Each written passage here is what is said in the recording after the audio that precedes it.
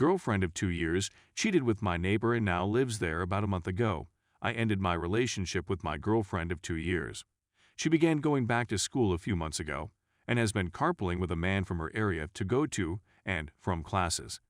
He claims to be an expert at manipulating people and circumstances the first time I meet him, which I find to be true. Since the beginning, I had a negative opinion of him and had informed my girlfriend that I believed he had terrible intentions and that he had a thing for her. She claims that he is not her type and that they are just friends. I make the decision to refrain from being the controlling kind and to put my faith in her. Forward to our anniversary, and she calls out of work claiming her back is hurting, but ends up performing a side job with her neighbor instead of going to her office. She doesn't get home from her part-time work until practically the wee hours of the morning. She said her phone had died, despite the fact that the person she was with had my phone number. He placed me on a no-contact list. When I approach her about infidelity, she completely denies it. After a while, she stops doing anything to assist out around the home and is always hanging out with her pals instead. It's Halloween a couple of days after our anniversary, and she asks me to go out and purchase pumpkins and wine so that we may carve pumpkins together. She's dressed in a terrible Halloween costume, and while we're driving home, she receives a text informing her that she's been invited to dinner and that I'm not. So I offer her an option, and she expresses her desire to be dropped off at the neighbor's house. So I put her there only to pick her up later, since she is clothed in newspaper and it is pouring, and I have just returned from 3 grocery shops in search of pumpkins. We return to our home and have a disagreement. She gets paid the next week, and I ask her to go out and acquire dog food for me since I'm broke and couldn't get any. After a few days of deceiving me into believing she had money, I discovered that she had spent all of it on her friends. When I discovered she had spent $300 of my money, I ejected her from the house. She's now 6 homes down the street. In order to get out of my neighborhood, I had to drive by his home. By the way, he lives with his parents. I've lately learned that he simply wants to be friends with me. I've only spoken to her on the phone once since we ended our relationship. She contacts me to inform me that someone has while she is at work. I informed her that they were probably under the impression that she was of dubious morals. Thus, they were probably okay with it. She put a stop to my progress. Story 2. Caught my husband of 22 years cheating. I realized that my spouse of 22 years had been having an affair the week before Thanksgiving. In the preceding several months, I had noticed a few inexplicable occurrences, so I examined his text history, really simply to set my mind at ease, and it was all there. Our relationship is filled with expressions of affection, pet names, plans for get-togethers, and grievances about one another. Not only that, but it happened within the preceding 24 hours. It was only when I confronted him with the information I had learned about his relationship that he acknowledged to having an affair. He said that the relationship began in February 2020 and had been continuing on since then. That's a period of 1 year and 9 months. I was really taken aback. I knew she was a colleague with whom he had a friendship, but I trusted him and never imagined he would go so far as to cross the line. Following the incident, he went to meet her and informed me that he had stopped the relationship because he only ever wanted to be with me. He said that the only reason he was with her was because she made him feel desired. He was behaving at home throughout the affair as if he wanted to reignite our relationship now that the kids are away at college, which isn't entirely accurate. We were going on dates with each other and creating more time for one another. However, in his messages, he said that we were living together like roommates. The fact that I've never done anything like that with housemates surprises me. To put it another way, he was dating both of us at the same time. I didn't really think the affair was finished, so I used Find My iPhone to hunt him down, and he continued to visit her for the next 3 weeks after that. He took her out to dinner and a performance both Friday and Saturday nights the weekend before Christmas, one of which was a double date with another employee on the Friday and Saturday before Christmas. On Sunday morning, when he left the house on what he said was an errand and headed straight for her house, I finally admitted that I knew everything. As a result, he ended his relationship with her once again, allegedly, due to the fact that they had a lot of things to discuss. The meeting lasted 5 hours in total, and now he's stating that he wants to work through this with me in order to repair our relationship. As soon as I bring up the fact that he was seeing her as recently as 2 weeks ago, he argues that those encounters were no big issue since they didn't have sex and that the relationship was really winding down on its own.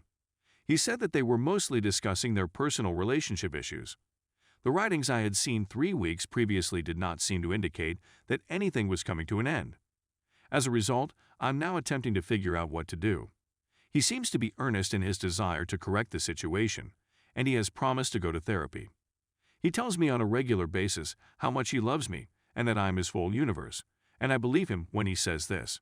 I haven't seen him with her yet, and he's been very cautious to keep his whereabouts under wraps for the last several days. I, on the other hand, feel entirely cut off from him. I can't bear to look him in the eyes, and I don't want him to touch me. I'm afraid I'll never be able to trust him in the same way again. The only thing that has prevented me from leaving or evicting him is my desire not to break his heart in the process. Yes, you did read it correctly. I'm completely stunned right now. Story 3. I had an affair with a co-worker and now she won't leave us alone. We've had a difficult road to travel, but we're making progress toward reconciliation. Because it was a co-worker, the first move was to resign from his position. This was the very bare least he needed to do in order to even contemplate talking to me. Even though I'd expressed concern about her being too close to me on various occasions, she had insisted that they were only friends. He was asked to alter his phone number, which he agreed to do. If she didn't leave us alone and stop contacting us, I threatened to report her to the police for harassment. In Australia, harassment is classified as a civil matter, and you can get a court order ordering them to leave you alone. All of my husband's text message history was deleted, so I have no idea what they had said to each other. When her husband went into work to drop off his laptop and other belongings, she hid out the front and waited to talk with him. When she asked him to leave him alone, he informed her it was over. Following that, we have a week of sobbing and working out to see if we can even rescue this situation. As soon as I return to work, she appears outside my kid's school on the Friday of the following week in an attempt to ambush my husband, since she knows he picks up our son. It is her request that he not notify me since she does not want me to contact the police as a result of this. She tells him that she loves him and that she will be waiting for him when he gets back. Specifically, she wants to know whether she may drop off the Christmas gift she purchased him to our home for him. He tells her I wasn't there, but this is what he says, that even if things don't work out between me and him, he will not go to her, that he will tell me, and that she should leave us alone. She had promised herself that she would never contact him again. My spouse informs me right immediately and then goes into a panic episode for a few minutes. He said he felt as though he had been ambushed and that he had lost control. It had a significant impact on him and brought home just how terribly he had screwed up our lives. He was quite sorry, and he was certain that he had been forceful enough that she would not approach him in the future. The two of us continue on with our lives, starting with MC and moving towards reconciliation.